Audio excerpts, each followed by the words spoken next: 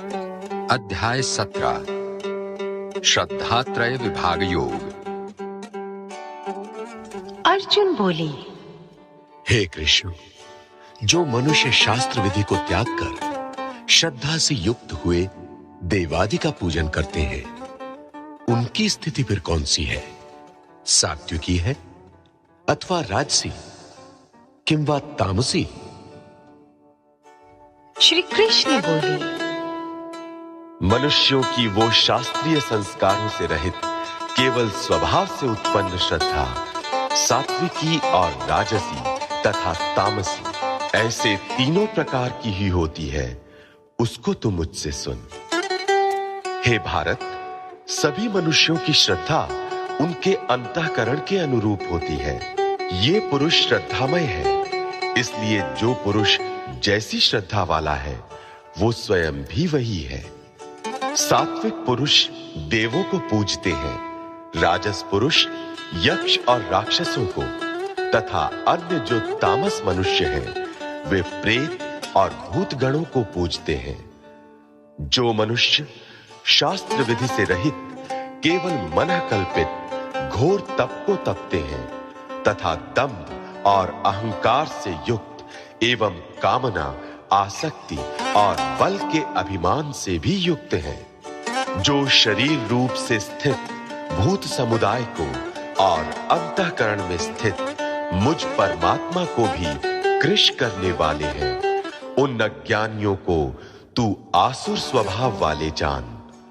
भोजन भी सबको अपनी अपनी प्रकृति के अनुसार तीन प्रकार का प्रिय होता है, और वैसे ही यज्ञ, तप और दान भी तीन तीन प्रकार के होते हैं। उनके इस पृथक पृथक भेद को तू मुझसे सुन। आयु, बुद्धि, बल, आरोग्य, सुख और प्रीति को बढ़ाने वाले, रसयुक्त, चिकने और स्थिर रहने वाले तथा स्वभाव से ही मन को प्रिय ऐसे आहार अर्थात भोजन करने के पदार्थ सात्विक पुरुष को प्रिय होते हैं।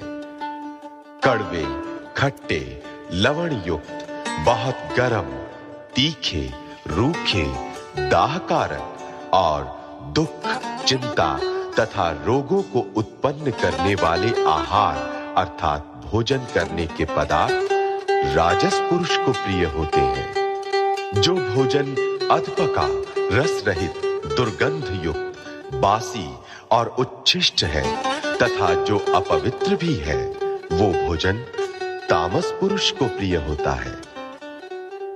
जो शास्त्र विधि से नियत यज्ञ करना ही कर्तव्य है, इस प्रकार मन को समाधान करके फल न चाहने वाले पुरुषों द्वारा किया जाता है, वो सात्विक है।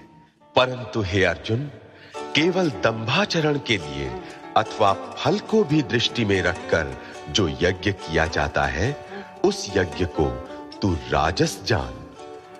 शास्त्र विधि से हीन, अन्नदान से रहित, बिना मंत्रों के, बिना दक्षिणा के और बिना श्रद्धा के किए जाने वाले यज्ञ को तामस यज्ञ कहते हैं। देवता, ब्राह्मण, गुरु और ज्ञानी जनों का पूजन पवित्रता, सरलता, ब्रह्मचर्य और अहिंसा, ये शरीर संबंधी तप कहा जाता है। जो उद्वेग न करने वाला, प्रिय और हितकारक एवं यथार्थ भाषण है तथा जो वेद शास्त्रों के पठन का एवं परमेश्वर के नाम जप का अभ्यास है, वही वाणी संबंधी तप कहा जाता है। मन की प्रसन्नता, शांत भाव, भगवत चिंतन करने का स्वभाव, मन का निग्रह और अंतःकरण के भावों की भली भांति पवित्रता, इस प्रकार ये मन संबंधी तप कहा जाता है। फल को न चाहने वाले योगी पुरुषों द्वारा परम श्रद्धा से किए हुए उस पूर्वोक्त तीन प्रकार के तप को सात्विक कहते हैं। जो तप सत्कार, मान और पूजा के लिए तथा अन्य किसी स्वार्थ के लिए भी स्वभाव से या पाखंड से किया जाता है, वो अनिश्चित एवं क्षणिक फल वाला तप यहाँ राजस कहा गया है। जो तप मूढ़ता पूर्वक हठ से मन, वाणी और शरीर की पीड़ा के सहित अथवा दूसरे का अनिष्ट करने के लिए किया जाता है, वो तप तामस कहा गया है। दान देना ही कर्तव्य है।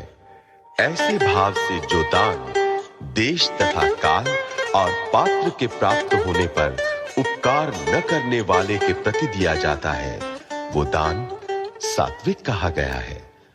किंतु जो दान क्लेश पूर्वक तथा प्रत्युपकार के प्रयोजन से अथवा फल को दृष्टि में रखकर फिर दिया जाता है, वो दान राजस कहा गया है।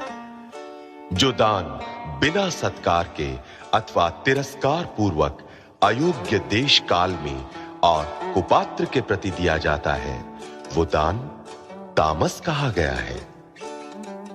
ओम तत् सत। ऐसे ये 3 प्रकार का सच्चिदानंद घन ब्रह्म का नाम कहा है। उसी से सृष्टि के आदि काल में ब्राह्मण और वेद तथा यज्ञादि रचे गए। इसलिए वेद मंत्रों का उच्चारण करने वाले श्रेष्ठ पुरुषों की शास्त्र विधि से नियत यज्ञ, दान और तप रूप क्रियाएं सदा ओम इस परमात्मा के नाम को उच्चारण करके ही आरंभ होती है। तत् अर्थात तत् नाम से कहे जाने वाले परमात्मा का ही ये सब है। इस भाव से फल को न चाहकर नाना प्रकार की यज्ञ, तप रूप क्रियाएं तथा दान रूप क्रियाएं कल्याण की इच्छा वाले पुरुषों द्वारा की जाती है। सत। इस प्रकार ये परमात्मा का नाम सत्य भाव में और श्रेष्ठ भाव में प्रयोग किया जाता है तथा हे पार्थ, उत्तम कर्म में भी सत शब्द का प्रयोग किया जाता है तथा यज्ञ, तप और दान में जो स्थिति है वो भी सत इस प्रकार कही जाती है और उस परमात्मा के लिए किया हुआ कर्म निश्चय पूर्वक सत ऐसे कहा जाता है। हे अर्जुन, बिना श्रद्धा के किया हुआ हवन, दिया हुआ दान एवं तपा हुआ तप और जो कुछ भी किया हुआ शुभ कर्म है, वो समस्त असत इस प्रकार कहा जाता है। इसलिए वो न तो इस लोक में लाभदायक है और न मरने के बाद ही